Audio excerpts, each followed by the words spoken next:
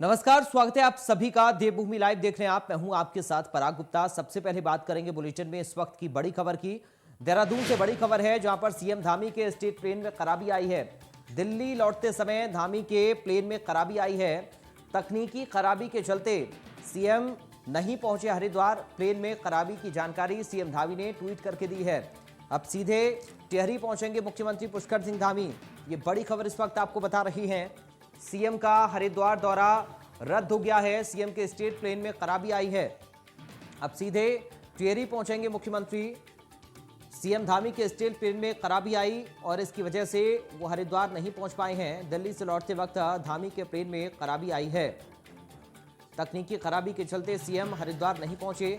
CM का हरिद्वार दौरा रद्द हो गया है। प्लेन में खराबी की जानकारी सीएम ने खुद ट्वीट करके दी है। अब सीधे टिहरी पहुंचेंगे मुख्यमंत्री पुष्कर सिंह धामी। ये बड़ी खबर इस वक्त आपको बता रही है। ये बड़ी खबर देहरादून से। सीएम धामी के स्टेट प्लेन में खराबी आने की वजह से उनका हरिद्वार दौरा रद्द हुआ है। दिल्ली से लौटते वक्त धामी के प्लेन में खराबी आई। तकनीकी खराबी के चलते सीएम नहीं पहुंचे हरिद्वार। प्लेन में खराबी की जानकारी सीएम धामी ने ट्वीट करके दी है। अब सीधे टिहरी पहुंचेंगे मुख्यमंत्री। ये बड़ी जानकारी इस वक्त आपको बता रही है। सीएम पुष्कर सिंह धामी के स्टेट प्लेन में खराबी आई है और इस खराबी की वजह से उनका हरिद्वार दौरा रद्द हो गया है। अब सीधा टिहरी पहुंचेंगे मुख्यमंत्री पुष्कर सिंह धामी। दिल्ली से लौटते वक्त सीएम के स्टेट प्लेन में खराबी आई और इसकी जानकारी खुद ट्वीट करके मुख्यमंत्री पुष्कर सिंह धामी ने दी है।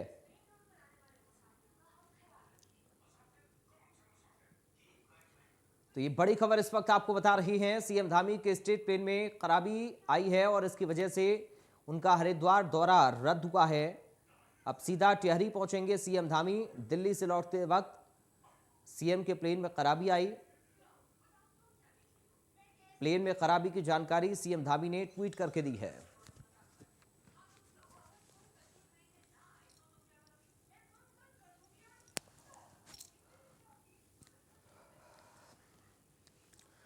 तो ये बड़ी जानकारी इस वक्त आपको बता रहे हैं। मुख्यमंत्री पुष्कर सिंह धामी ने ट्वीट कर बताया है कि दिल्ली से लौटते वक्त उनके प्लेन में खराबी आई और इसकी वजह से उनका हरिद्वार दौरा रद्द हुआ है। सीधा टिहरी पहुंचेंगे मुख्यमंत्री धामी। इस तरह की जानकारी उनकी ओर से दी गई है। दिल्ली से लौटते वक्त सीएम के प्लेन में खराबी आई है।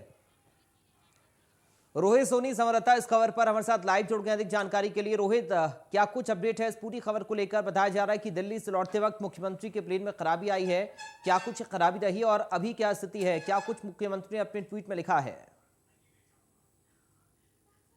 दिल्ली से रवाना हो रहे थे मुख्यमंत्री, तो उनको करीब 8 बजे सुबह रवाना होना था और उसके बाद करीब 10 बजे के आसपास हरिद्वार पहुंचना था। लेकिन जब वहां से रवाना हो रहे तभी जो उनके स्पीड प्लेन में खराबी आ जाने की वजह से वह उड़ नहीं पाए और फिर तकनीकी जो दिक्कतें बताई गई हेलीकॉप्टर में कि उड़ने में कोई दिक्कत हो सकती है, तो इसके चलते फिर उनको वहीं स्टे किया गया और फिर स्टेट प्लेन में थोड़ा ठीक जो कर किया जाना चाहिए तो उसको ठीक कराया गया। उसके बाद जो है फिर वो रवाना हो गए। तो इसमें थोड़ा कार्यक्रम जो हरिद्वार में होना था उस समय पर वो नहीं पहुंच सकते थे, जिसके चलते उन्होंने ट्विटर पर खुद इसकी जानकारी दी है कि उनका स्टेट प्लान खराब हो गया, जिसके चलते वो हरिद्वार में जो शांति कुंज में कार्यक्रम आयोजित होना था जिसमें उनको प्रतिभाग करना था, उस कार्यक्रम में शामिल नहीं हो पाएंगे। लिहाजा जो उससे कुछ देर पहले ही जो है वहां दिल्ली से रवाना हो गए हैं और अब सीधा टिहरी जाएंगे, क्योंकि कार्यक्रम में थोड़ा जो स्टेट प्लान खराब होने की वजह से कार्यक्रम में थोड़ा बदलाव किया गया कि अब हरिद्वार न होकर के टिहरी पहुंचेंगे और समय भी थोड़ा बदलाव हो गया है। लिहाजा जो समय था फिलहाल ये 12:30 बजे के आसपास का समय था, तो उसमें भी थोड़ी लेट हो गई है। अभी थोड़ी देर में करीब टिहरी पहुंच जाएंगे और टिहरी पहुंचने के बाद कार्यक्रम का शुभारंभ करेंगे, जो कि एक रोपवे का शुभारंभ किया जाना है। रोपवे का शुभारंभ करने के बाद फिर टिहरी से देहरादून पहुंचेंगे। देहरादून में कार्यक्रम है जो स्वास्थ्य विभाग की ओर से आयोजित किया गया है, उस कार्यक्रम में शिरकत करेंगे। फिलहाल स्टेट प्लान खराब होने की वजह से उनके कार्यक्रम शेड्यूल में तमाम बदलाव किए गए हैं और समय में भी काफी बदलाव किया गया है। जी चलिए, शुक्रिया आपका रोहित जानकारी और इस पूरी बातचीत के लिए। तो रोहित सोनी जानकारी पहुंचा रहे थे। मुख्यमंत्री की कार्यक्रम में बदलाव हुआ है उनके स्टेट प्लेन में खराबी आने की वजह से, चूँकि कार्यक्रम में लेट खराबी की वजह से हुआ, इसलिए हरिद्वार का दौरा कैंसिल मुख्यमंत्री का हुआ है और सीधा वो टिहरी पहुंचेंगे। दिल्ली से लौटते वक्त प्लेन में खराबी आई, इस बात की जानकारी खुद मुख्यमंत्री धामी ने ट्वीट करते हुए दी है। ओम भूर्भुवस्वः तस्य वितृवणेम भर्गो देवस्य धीमहि धियो यो नः प्रचोदयात्। गायत्री माता की जय। अखिल विश्व गायत्री परिवार के वृक्ष गंगा अभियान के 600वें सप्ताह को सफलतापूर्वक पूर्ण करने के लिए मेरी हार्दिक शुभकामनाएं। मित्रों, आज सुबह 7:30 बजे मैं दिल्ली के उत्तराखंड भवन से इस कार्यक्रम में प्रतिभाग करने के लिए जब एयरपोर्ट की ओर जा रहा था, तब मैं अत्यंत आनंदित था कि मैं आज गायत्री परिवार के सदस्यों व पूज्य प्रणव पंड्या जी व मेरे अत्यंत प्रिय चिन्मय पंड्या जी से मिलूंगा। पर स्टेट प्लेन में आई तकनीकी खराबी के कारण मैं आज आप सबके समक्ष उपस्थित होने में असमर्थ हूं। आशा है आप सब इसके लिए मुझे क्षमा करेंगे, पर मैं आप सभी को विश्वास दिलाता हूं, मैं शीघ्र ही आप सबके बीच में आऊंगा, मैं आप सबसे मिलूंगा। और जो आज कार्यक्रम में ना आ पाने का मैं कहूं कि काफी मन में मेरे एक कष्ट है, उस कष्ट को आप सबसे मिलकर दूर करूंगा। मैं शीघ्र ही आप सबके बीच में उपस्थित होऊंगा। पुनः इस महान कार्य को करने के लिए आप सभी को, अखिल गायत्री परिवार को ढेर सारी शुभकामनाएं। जय भारत, जय उत्तराखंड। ओम भूर्भुवः स्वः। राज्य के स्वास्थ्य मंत्री धन सिंह रावत ने कहा है कि कोरोना के विपरीत परिस्थितियों में जिन कर्मचारियों ने काम किया था, सरकार उन कर्मचारियों का समायोजन करेगी। इस बाबत अगली कैबिनेट की बैठक में प्रस्ताव लाया जाएगा। गौरतलब है कि स्वास्थ्य विभाग में कोरोना के दौरान दर्जनों कर्मचारियों ने अपनी सेवा दी थी, जिन्हें बाद में नौकरी से निकाल दिया गया था। अब ये कर्मचारी अपने समायोजन को लेकर संघर्षरत हैं। वह अब सरकार ने बड़ी खुशखबरी समायोजन का ऐलान करके दी है।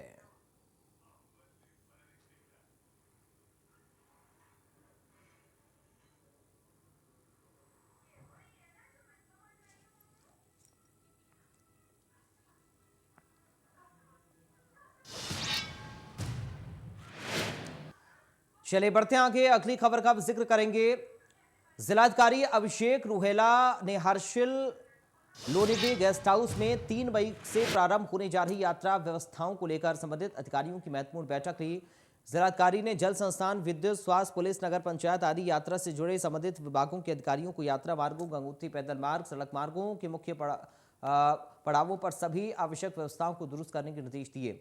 जिलाधिकारी ने तीर्थयात्रियों की सुविधा को दृष्टिगत रखते हुए गंगोत्री मंदिर परिसर, हिना चेकपोस्ट और गंगनानी आदि यात्रा मार्गों के मुख्य पड़ावों पर लाउडस्पीकर माइक लगाने के निर्देश पुलिस और पर्यटन विभाग को दिए, जिससे विभिन्न राज्यों से आने वाले यात्रियों को यात्रा संबंधी आवश्यक जानकारियां मिल सकें। जिलाधिकारी ने बैठक में सभी संबंधित अधिकारियों को यह भी निर्देश दिए कि यात्रा पर आने वाले सभी आगंतुकों और श्रद्धालुओं के साथ अतिथि देवो भव का व्यवहार बनाए रखें। उन्होंने कहा कि यात्रा मार्गों पर जहां जहां सड़कें सक्रिय हैं, शीघ्र उन जगहों के मार्ग को दुरुस्त करना सुनिश्चित करें।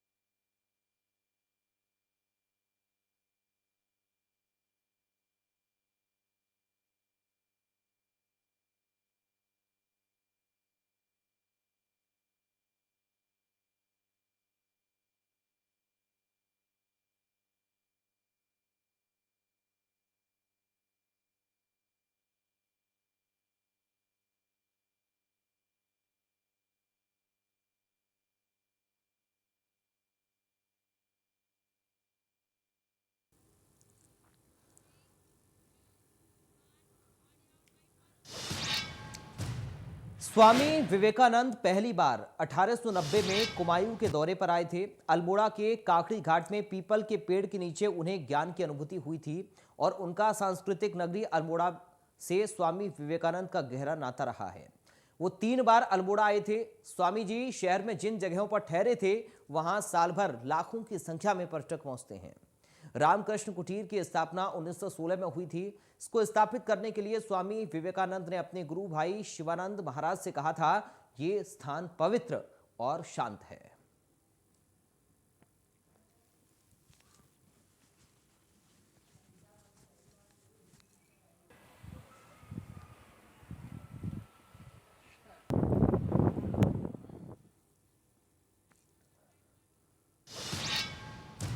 देहरादून से आओ गांव चलें, उत्तराखंड को तंबाकू मुक्त करें अभियान की शुरुआत की गई है। इस अभियान की शुरुआत राज्य के स्वास्थ्य मंत्री धन सिंह रावत ने की। स्वास्थ्य मंत्री ने कहा कि 31 मई को राज्य में 5 लाख लोग लेंगे तंबाकू मुक्ति की शपथ। रावत ने कहा कि तंबाकू मुक्त करने का सरकार ये काम कर रही है। यह अभियान देश का सबसे बड़ा अभियान तंबाकू उन्मूलन अभियान होगा। मंत्री धन सिंह रावत ने कहा कि तंबाकू की वजह से कम उम्र में लोग अपनी जान से हाथ धो रही हैं, जिससे बचाना सरकार की जिम्मेदारी है। इसके लिए राज्य भर में अलग अलग ब्लॉक और गांव स्तर पर सेमिनार का आयोजन भी किया जाएगा।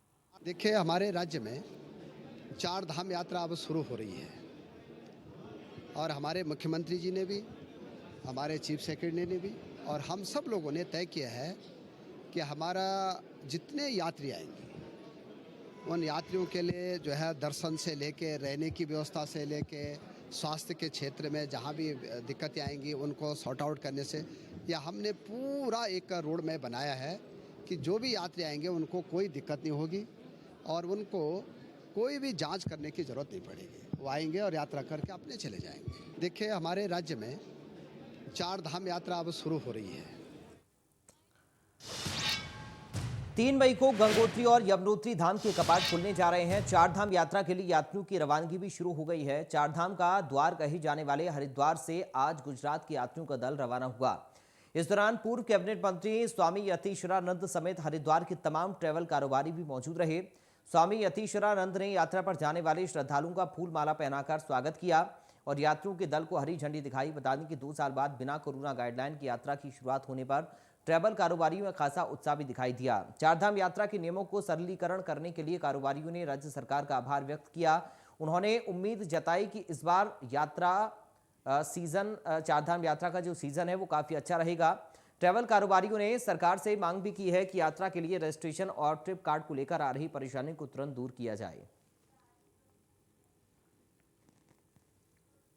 यहाँ की व्यवस्थाएं काफ़ी बेहतर है और 4 धाम के लिए भी आगे भी ये व्यवस्थाएं जो से गवर्नमेंट की ओर से सभी सही है, कोई दिक्कत नहीं। यहाँ टूरिज्म यात्रियों के लिए पूरी व्यवस्था है। किसी प्रकार का अवरोध ना आए, कोई रुकावटें इस पे ना आए, कोई इसमें ऐसी ताकतें काम ना करें जो इसमें रुकावट पैदा करें, उस पर उनका ध्यान रहे और सरकार यात्रा को सुचारू रूप से चला सके उस विषय में प्रयास करे। इतना ही हमारा उनसे अनुरोध है। हमारा माया देवी प्रांगण एक बहुत प्रसिद्ध धार्मिक स्थान है, वहाँ से 4 धाम यात्रा का शुभारंभ किया गया है और सबसे पहला दल जो हमारा 4 धाम यात्रा में जा रहा है हरिद्वार से, वो गुजरात के हमारे श्रद्धालु हैं और सरकार ने सारी व्यवस्थाएं पूरी कर ली गई हैं।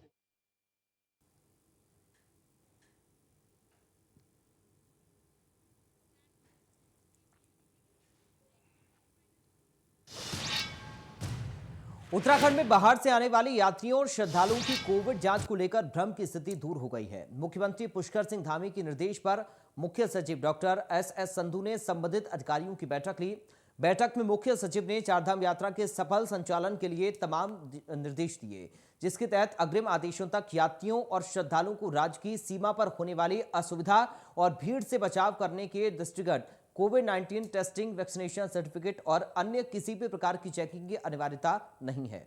हालांकि सभी यात्रियों को उत्तराखंड में 4 धाम यात्रा के लिए पर्यटन विभाग द्वारा संचालित पोर्टल पर पूर्व की भांति पंजीकरण कराना अनिवार्य है। उत्तराखंड राज्य में 3 मई को गंगोत्री और यमुनोत्री धाम के कपाट खुलने के साथ ही 4 धाम की यात्रा शुरू हो रही है। हालांकि अभी तक असमंजस की स्थिति बरकरार थी कि चार धाम की यात्रा पर आने वाले यात्रियों और श्रद्धालुओं को क्या कुछ एहतियात बरतने हैं, इसके अतिरिक्त क्या कुछ व्यवस्थाएं शासन की ओर, सरकार की ओर से की गई है। हालांकि अभी फिलहाल चार धाम की यात्रा को लेकर उत्तराखंड सरकार ने कोई एसओपी जारी नहीं की है, लेकिन मुख्यमंत्री पुष्कर सिंह धामी के निर्देश के बाद मुख्य सचिव ने बैठक अधिकारियों के साथ की और बैठक में मुख्य रूप से फिलहाल निर्णय लिया गया है कि जब तक एसओपी जारी नहीं होती है तब तक उत्तराखंड आने वाले यात्रियों को किसी भी प्रकार की कोविड टेस्ट कराने की आवश्यकता नहीं है और ना ही वैक्सीनेशन सर्टिफिकेट दिखाना होगा। फिलहाल जो असमंजस की स्थिति बरकरार थी, क्योंकि श्रद्धालुओं को लेकर के एक असमंजस की स्थिति इस वजह से भी थी क्योंकि कई मंत्रियों ने बयानबाजी किए थे जिसमें RT-PCR की नेगेटिव रिपोर्ट लाना अनिवार्य बताया था, लेकिन अब स्थिति स्पष्ट हो गई कि उत्तराखंड की चार धाम की यात्रा पर आने वाले श्रद्धालुओं को किसी भी प्रकार की कोई असुविधा नहीं होगी, लिहाजा उन्हें ना ही कोविड रिपोर्ट लानी है, ना ही वैक्सीनेशन सर्टिफिकेट लाने की अनिवार्यता है। कैमरामैन सौरभ के साथ रोहित सोनी, इंडिया न्यूज। मैदान से लेकर पहाड़ तक पिछले कई दिनों से गर्मी की तपिश झेल रहे लोगों को अगले कुछ दिन राहत मिलने के आसार हैं। मौसम वैज्ञानिकों के मुताबिक पश्चिमी विक्षोभ के एक बार फिर से सक्रिय होने और स्थानीय स्तर पर हवाओं के दबाव के चलते 3 मई को राजधानी दून समेत मैदान से लेकर पहाड़ तक जबरदस्त बारिश की संभावना है। इसके साथ ही अगले 48 घंटे में राज्य के पर्वतीय इलाकों में तेज गर्जना के साथ हल्की से मध्यम बारिश की संभावना है। दरअसल आपको बता दें कि मौसम विज्ञान केंद्र के निदेशक और वरिष्ठ मौसम वैज्ञानिक विक्रम सिंह के मुताबिक पश्चिमी विक्षोभ की सक्रियता के साथ ही पर्वतीय इलाकों में एक बार फिर से स्थानीय हवाओं का दबाव देखने को मिल रहा है। परिणाम स्वरूप 3 मई को मैदान से लेकर पहाड़ तक पूरे राज्य में बारिश होने की पूरी संभावना है। पिछले कुछ दिनों से लगातार पड़ रही भीषण गर्मी के बाद अब लोगों को एक बार फिर राहत मिलने के आसार हैं। दरअसल वर्तमान समय की बात करें तो राजधानी देहरादून में चटक धूप खिली हुई है और काफ़ी अधिक गर्मी पड़ रही है, लेकिन वहीं मौसम विभाग के अनुसार बात करें तो अगले 72 घंटे के भीतर जो है प्रदेश के तमाम हिस्सों में भारी बारिश के आसार जताए हैं। फिलहाल जो मौसम विभाग ने पूर्वानुमान जारी किया है उसके तहत अगले 48 घंटे प्रदेश के कई हिस्सों में जो है हल्की फुल्की बारिश होने की संभावना है। तो वहीं 3 मई को प्रदेश के लगभग सभी स्थानों पर भारी बारिश की संभावना जताई गई है। ऐसे में अगले 72 घंटे तक आम जनता को गर्मी से थोड़ी राहत मिलेगी। और इसके अतिरिक्त बात करें तो जो वन अग्नि की घटनाएं लगातार बढ़ती जा रही हैं, ऐसे में अगर बारिश होती है तो वन अग्नि की घटनाओं पर भी थोड़ी लगाम लगेगी। कैमरामैन सौरभ के साथ रोहित सोनी, इंडिया न्यूज, देहरादून। उत्तराखंड की चारधाम यात्रा 3 मई को अक्षय तृतीया के दिन शुरू हो रही है। ऐसे में विभागीय स्तर पर तैयारियों को अंतिम रूप दिया जा रहा है। पर्यटन मंत्री सतपाल महाराज ने कहा कि सभी तैयारियां पूरी कर ली गई हैं। जो कुछ तैयारियां बची हैं उनको 3 मई तक पूरा कर लिया जाएगा। साथ ही मंत्री सतपाल महाराज ने कहा कि प्रधानमंत्री नरेंद्र मोदी को भी चारधाम आने के लिए न्योता दिया गया है। हालांकि उन्होंने ये भी साफ किया कि चारों धामों में पहली पूजा प्रधानमंत्री नरेंद्र मोदी के नाम से ही की जाएगी। इस दौरान देश व प्रदेश के अमन चैन को लेकर प्रार्थना की जाएगी।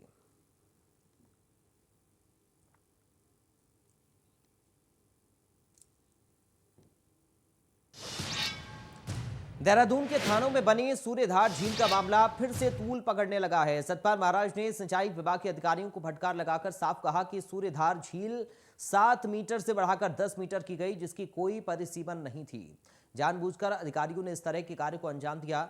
आपको बता दें कि पूर्व मुख्यमंत्री त्रिवेंद्र सिंह रावत के विधानसभा क्षेत्र डोईवाला के अंतर्गत थानों में पिछली सरकार के दौरान सूर्य झील का निर्माण हुआ था, जो त्रिवेंद्र सिंह रावत का ड्रीम प्रोजेक्ट भी है। उस दौरान ही सिंचाई मंत्री रहे सतपाल महाराज ने सूर्यधार झील के निर्माण को लेकर आपत्ति जताई थी और कई तरह की अनियमितताओं की बात भी कही थी। उसके बाद इस पूरे प्रकरण की जांच के आदेश भी दिए गए थे, जिसकी जांच अभी भी जारी है।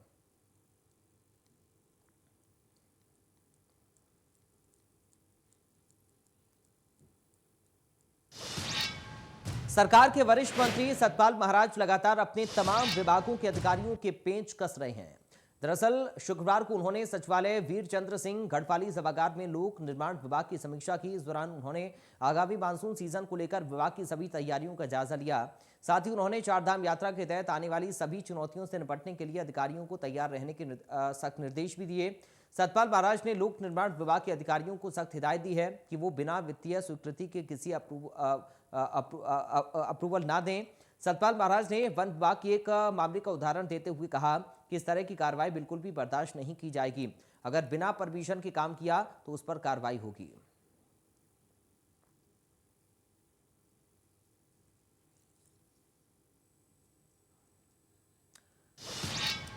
कोरोना काल के बाद चारधाम यात्रा शुरू होने में कुछ ही दिन शेष बचे हैं। चारधाम यात्रा को सफल बनाने के लिए उत्तराखंड सरकार लगातार प्रयास कर रही है।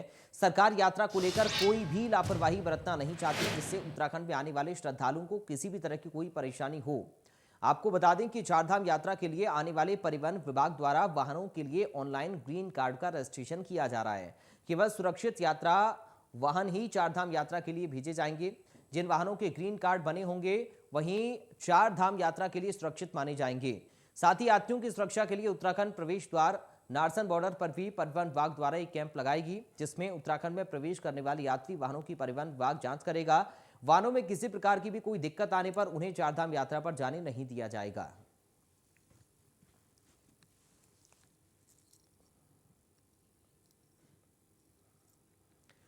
पूर्व राज्य मंत्री और कांग्रेस के वरिष्ठ नेता चौधरी आदित्य राणा ने मंगलौर गुड़ मंडी में स्थित इंडियन ओवरसीज बैंक के प्रबंधन पर 3,51,000 रुपए के घोटाले का आरोप लगाया। आदित्य राणा ने बैंक के उच्च अधिकारियों को अवगत कराने के साथ साथ मंगलौर कोतवाली प्रभारी को भी संबंधित मामले में एक एप्लीकेशन देकर अवगत करवाया है और मामले की जांच की बात कही है। राणा का आरोप है कि उनका इंडियन ओवरसीज बैंक की मंगलौर शाखा में पिछले कई सालों से करंट अकाउंट है और उनके अकाउंट से लाखों रुपए का लेन देन होता है। इसी बीच बैंक ने उनके खाते से 3,51,000 रुपए टीडीएस के नाम पर काट लिए, जिसके बाद उन्होंने बैंक मैनेजर से बात की शिकायत की तो उन्होंने उनकी रकम कुछ दिन बाद वापस खाते में आने की बात कही, लेकिन काफी समय गुजर जाने के बाद भी उनके खाते में रकम नहीं लौटी तो उन्होंने इस संबंध में बैंक के उच्च अधिकारियों को अवगत करवाया, लेकिन उन्हें बैंक कर्मियों की तरफ से कोई संतुष्ट जवाब नहीं मिला। जिसके बाद उन्होंने बैंक कर्मियों के साथ मंगलौर कोतवाल राजीव राठौन को भी अवगत करवाया। बैंक मैनेजर के छुट्टी पर होने की वजह से बैंक की तरफ से कोई सफाई नहीं दी गई।